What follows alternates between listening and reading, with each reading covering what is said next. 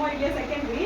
நம்ம தைக்கும் போது நம்ம பில்லு உரிமையானாலும் நம்மளால பிரிக்க முடியும். ஆனா நம்ம உரிமையானாலும் அழகா இந்த கேப் பிரிக்கிறது ஒரு ஹாப்பினஸ். டெய்லருக்கு எல்லாருக்கும் ஒரு ப்ளஸ் இருக்கு. நான் அதுதான் யோசிப்பேன். எந்த ஒரு சேவை வந்தாலும் எனக்கு நல்லா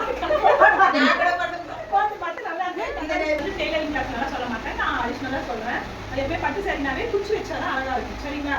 அதுக்கு வந்து நம்ம என்ன பண்ணலாம், ஸ்பேஸ் விட்டுருந்தா ஓகே, ஸ்பேஸ் இல்லாட்டி நாமளே வந்து ஒரு 4 இன்ச்சு இல்லை 3 இன்ச்சு டிஸ்டன்ஸ் வந்து நம்ம வந்து பிரிக்கணுமா. பிரிச்சு இது 2 நாள் ஆச்சு எனக்கு பிரிக்கிறதுக்கு. சரியா? நீங்க எல்லாம் ஃபாஸ்டா பண்ணுங்க. என்னால இவ்வளவுதான் செய்ய முடியும். இதை பிரிச்சு இந்த மாதிரி நாட் போட்டீங்கன்னா இதுக்கு வந்து 150 to 200 வாங்குறாங்க வெளியில. நாம எல்லாம் கம்மியா தான் வாங்குவோம். அதனால இதுவும் ஒரு வந்து நீங்க வந்து அக்கா வாங்காம கூட விட்டுருவாங்க.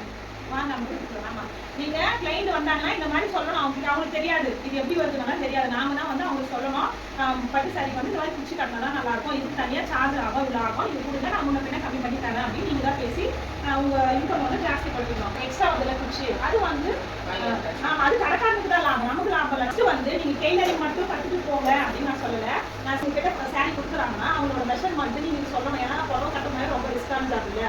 அதுக்கு வந்து அதுவும் கற்றுக்கிட்டு நீங்க என்ன பண்ணணும், அவங்களோட மெஷர்மெண்ட் எடுத்து சாரி ஃபில் பண்ணி கொடுத்தீங்கன்னா 350 300 ரூபாய். இதே திருப்பத்தூர்ல 500 700 ரூபாய் வாங்குறாங்க. நான் வந்து 350 ரூபாய் வாங்குறேன். இங்க நான் வித்து எடுத்துக்கிறேன். சரியா? அதனால அதுவும் நீங்க கத்துக்கோங்க. சின்ன சின்ன விஷயம் நீங்க ஆட் பண்ணீங்கன்னா அங்க போனா அந்த டெய்லர் கிட்ட போனா எல்லா விஷயம் நம்ம பண்ணிக்கலாம். அழகா நமக்கு தெரியாத விஷயத்த சொல்றாங்க, அப்புறம் ஃபிளிப்பும் நல்லா பண்றாங்க செய்யறாங்கிற மாதிரி நமக்கு நல்ல ஒரு அபிப்பிராயம் வரும். அடுத்தடுத்து வந்து நமக்கு ஆர்டர்ஸ் வந்துட்டே இருக்கும். சரியா? அதனால அந்த இதுவும் கத்துக்கோங்க. கத்துக்கிட்டு நீங்க மொத்தமா ஃபினிஷ் பண்ணி கொடுத்தீங்கன்னா நல்லா இருக்கும். இங்க போனா அழகா பண்றாங்க அப்படிங்கிற மாதிரி மைண்ட் செட் வரும். அந்த மைண்ட் செட்டை கிரியேட் பண்ணிட்டீங்கன்னா நீங்க நிறைய லாபம் பண்ணலாம். சரியா? ஃபர்ஸ்ட் டைம் அமௌண்ட் வந்து கம்மி பண்ணி வாங்க. செகண்ட் டைம் அதில் நீங்க ஏற்றி வச்சாலும் அவங்களுக்கு தெரிய போகுது.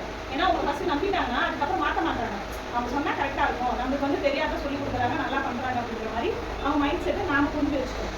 இதெல்லாம் தான் டிப்ஸ். இதெல்லாம் ஃபாலோ பண்ணிங்கன்னா அமௌண்ட் வந்து ஜாஸ்தி பண்ணலாம். சரியா? ஓகே.